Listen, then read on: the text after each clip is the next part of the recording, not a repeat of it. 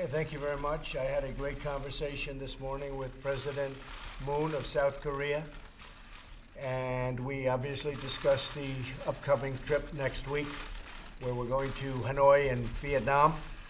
And I look forward to be with Chairman Kim, and I think a lot of things will come out of it. We had a tremendous first summit that was really breaking the ice, but a lot of things came from that, including good relationships, and we're looking forward to having a very good meeting. And President Moon and I discussed, I think, probably every aspect of the meeting. It was a good conversation. I'll be speaking tomorrow with Prime Minister Abe of Japan, and we'll be having a similar conversation. So I think next week's going to be very exciting. It's going to be the second summit. I think a lot can come from it. At least I hope so. The denuclearization, ultimately. I'm in no particular rush. The sanctions are on. The relationships are very strong. And a lot of good things have happened. We've gotten our hostages back. The remains are coming back. Vice President Pence was in Hawaii when the first large number actually had come, and now certain have been identified. Their family members have found out exactly what's going on, and they've had ceremonies that are absolutely beautiful. That was an incredible event. In fact, when we were campaigning, so many people would say, even though it was many years ago, they'd say, is it possible to get the remains back from North Korea? So we've done that. And as you know, there's been no testing of rockets, missiles, or nuclear. So we're in no rush. A lot of the media would like to say, oh, well, you know, what's going on? Speed, speed, speed. No rush whatsoever. We are going to have our meeting. We'll see what happens. And I think ultimately we're going to be very, very successful. When I became president, the relationship with North Korea was a very dangerous one for the world. And I think now it's far less dangerous. And there's a lot of sanity. A lot of really sane thinking. So he looks forward to it. I look forward to it. And the talk with President Moon and tomorrow with Prime Minister Abe, I think, will be very helpful. Today, I'm thrilled to sign a new order taking the next step to create the United States Space Force. So important when you look at defense, when you look at all of the other aspects of where the world will be someday. I mean, this is the beginning. It's a very important process. First, I want to recognize our wonderful Vice President, Mike Pence, who serves as the chairman of the National Space Council. Thank you, Mike. Great job. I know you feel the same way I do. I also want to thank Acting Secretary of Defense Patrick Shanahan, who's with us, Secretary of the Air Force Heather Wilson, Vice Chairman of the Joint Chiefs of Staff General Paul Selva, and the Executive Secretary of the Space Council, Dr. Scott Pace, for being here today. They've all worked very hard on the Space Force. They all believe in it very strongly, as I do. It's the future. It's where we're going. I suspect, whether we like it or not, that's where we're going. It's space. That's the next step, and we have to be prepared. Our adversaries, and whether we get along with them or not, they're up in space, and they're doing it, and we're doing it, and that's going to be a very big part of where the defense of our nation, and you could say offense, but let's just be nice about it, and let's say the defense of our nation is going to be. America must be fully equipped to defend our vital interests. Our adversaries are training forces and developing technology to undermine our security in space, and they're working very hard at that. That's why my administration has recognized space as a warfighting domain and made the creation of the Space Force a national security priority. I think we'll have great support from Congress, because they do support something when we're talking about such importance. And a lot of the generals, a lot of the people involved have been speaking to Congress, and we have some very interesting dialogue going on. We're investing in new space capabilities to project military power and safeguard our nation's interests, especially when it comes to safety and defense. This directive calls on the Secretary of Defense to develop a legislative proposal that will establish the structure and authority of the Space Force as the sixth branch of the United States Armed Forces. That would mean a the highest ranking person there would go on to the Joint Chiefs of Staff. So it's a very, very important deal. The Space Force will organize, equip, and train the next generation of warriors to deter aggression and defend the nation, our allies, and American interests against hostile actions in the form of space and taking place in space. So we have a lot of things on the books. We have a lot of new defensive weapons and offensive weapons designed specifically for this, and now we're going to start taking advantage of. This is something they could have done sooner, but they decided to wait, and here I am, and we're going to do it, and I'm very proud that during my administration we're doing so much in space. We need it. We've already taken historic action to create the United States Space Command, as you know, within the Department of Defense to oversee the nation's military space operations. Now, in the face of these threats all around the world, American leadership in space is more important than it ever has been. Before, it used to be something that we'd aspire to, we talk about, but we wouldn't do anything. Now we have to do something because that's where it's at. With today's actions, we will ensure that our people are secure, our interests are protected, and our power continues to be unmatched. There will be nobody that can come close to matching us. It won't be close. What we have on the books are things that you wouldn't even believe. You wouldn't even believe. It's going to mean the safety of our nation for many, many decades and many, many generations, and that's what I'm here for. I guess when you get right down to it, more importantly than anything else, that's why I'm here. So I just want to thank everybody. The Space Force is a very important part of my administration, and it's a very important part of this nation, and it's an honor to be with you all. And I'll sign, and we will then maybe take a few questions and ask a few. You may want to say something. In fact, Mike, why don't you start off? You and I have been working on this very hard. Why don't you say a few words, please? We have. Thank you, Mr. President. From first days of this administration, President Trump has made national security a priority. We've secured historic investments in our national defense. But from very early on, the President also said that America needed to be as dominant in space as we are on the Earth. And now with this fourth space policy directive, America is leading in space once again.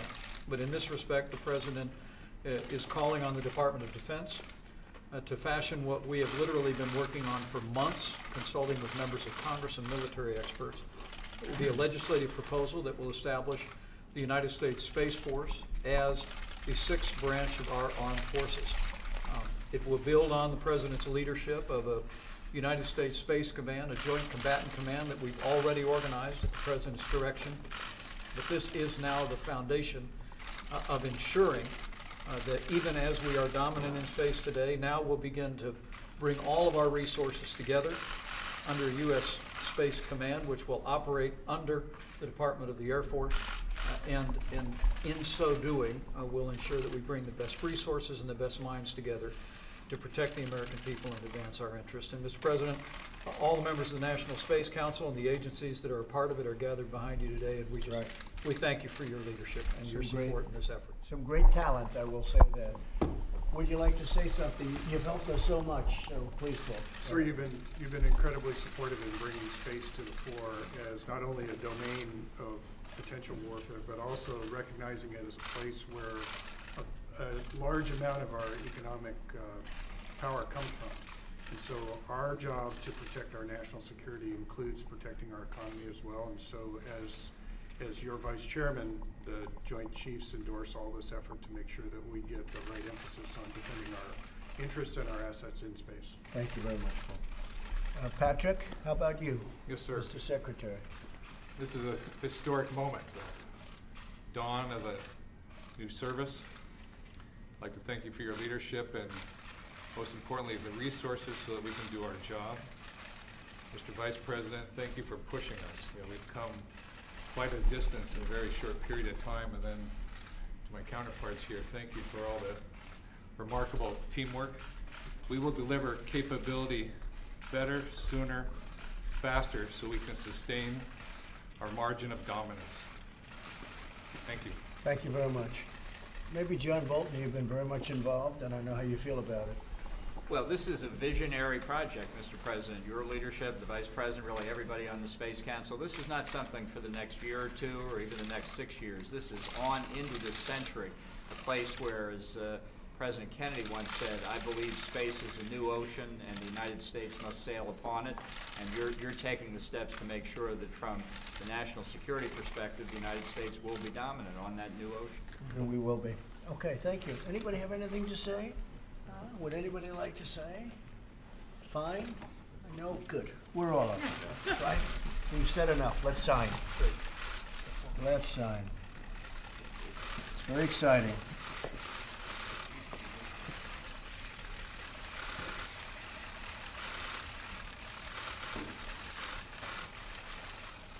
So how about we give this one to Paul? Mike, do you want to do this? Okay, come on, Paul. That's a big deal. Thank you.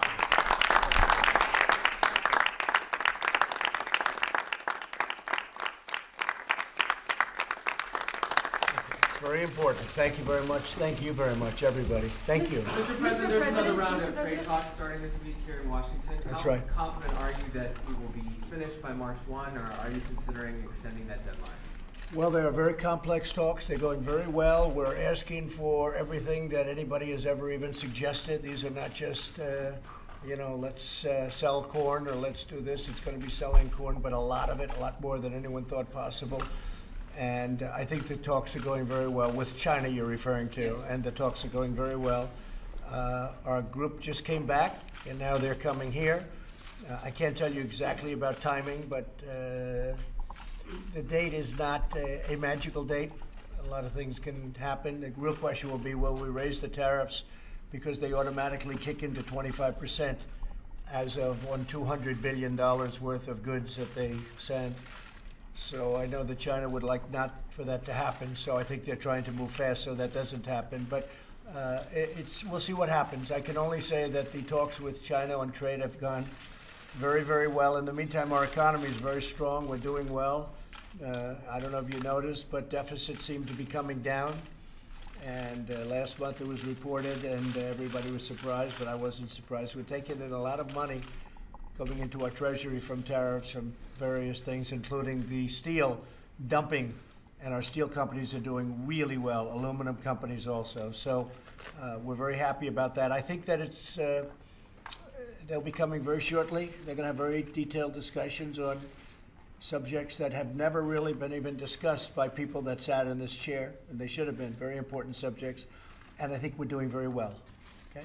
Mr. President, terrorists from Pakistan have again struck inside India. 40 security personnel were killed last week. How do you see the situation there? What's the message to I've Pakistan? seen it, I've watched, I've gotten a lot of reports on it. We'll have a comment at the appropriate time. It would be wonderful if they got along. Seems like that was a horrible situation, but we're getting reports. We'll have a statement to put out. Okay? Thank you very much. Mr. President, What's Mr. your- President, did you ask Acting Attorney General Matthew Whitaker to change the leadership, the investigation into your former personal attorney, Michael Cohen? No, not at all. I don't know who gave you that. That's more fake news. There's a lot of fake news out there. No, I didn't. What is the current status of your relationship with Mr. Whitaker? Very good. I have a lot of respect for Mr. Whitaker. I think he's done a great job. He's a very, very straight shooter. I watched him during the hearing, some of it. I thought he was exceptional. He's a very fine man, and he should be given a lot of thanks by our nation. Okay, thank you very much, What's your Eugene. reaction to the lawsuits yesterday filed by the states against your executive? Well, I think I called it exactly, right? Including the fact that they would put him into the Ninth Circuit. That's where they put him in. And I think we'll do very well. We have absolute right to do that. I have an absolute right to call national security. We need strong borders. We have to stop drugs and crime and criminals and human trafficking, and we have to stop all of those things that a strong wall will stop. I could call it a barrier, but I think I don't have to do that so much anymore. We'll call it whatever we want. But the point is that we have to have a stoppage. Billions and billions of dollars of illicit things are pouring through our border.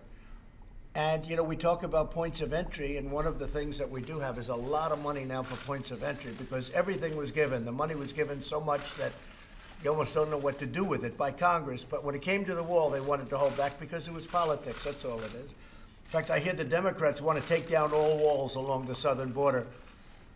And if they do that, you're going to have a very different country. But they're not going to do that. They wouldn't. First of all, they won't do it because they know it's wrong. They know walls are necessary, maybe more than we do. But they're playing a political game. And their new game is let's take down all walls. I saw where Beto wanted to take down walls.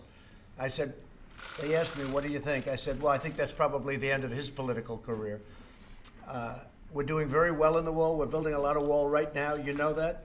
In the valley, we're doing tremendous work in a very important area. We have a lot more under negotiation right now. We're working with the Army Corps of Engineers. They're fantastic. And a lot of great things are happening. I think in the end, we're going to be very successful with the lawsuit. So it was filed in the Ninth Circuit, and I actually think we might do very well even in the Ninth Circuit because it's an open and closed case. I was put here for security, whether it's Space Force, which we're doing today, or whether it's borders.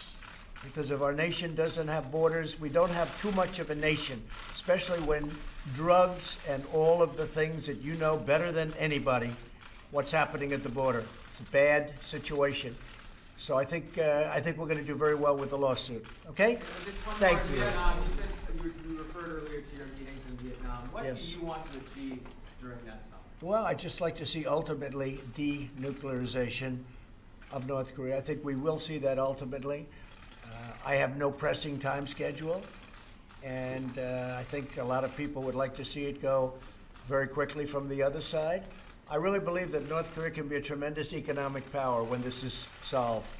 Their location between Russia, China, and South Korea is unbelievable. I think that North Korea and Chairman Kim have some very positive things in mind, and we'll soon find out. But I'm in no rush. There's no testing. As long as there's no testing, I'm in no rush. If there's testing, that's another deal. But there has been no testing. If you look at the end of the Obama administration, it was a disaster what was going on. You don't have that right now. It's a much different feeling. I think people have, there's always danger, but I think people have a much different feeling.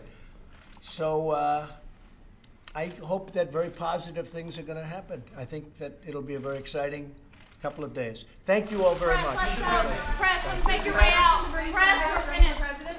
Bernie Sanders is running, yeah, that's right. Personally, I think he missed his time, but I like Bernie because he is one person that, you know, on trade, he sort of would agree on trade. I'm being very tough on trade. He was tough on trade. The problem is he doesn't know what to do about it. We're doing something very spectacular on trade, but I wish Bernie well. It'll be interesting to see how he does. I think what happened to Bernie maybe was not so nice. I think he was taken advantage of. He ran great 4 years ago, and he was not treated with respect by Clinton. And that was too bad. I thought what happened to Bernie Sanders 4 years ago was quite sad as it pertains to our country. So we'll see how he does. You got a lot of people running, but only one person's going to win. I hope you know who that person is. Goodbye, everybody. Thanks, John. Press, let's go. Press, come on. Thank you very much.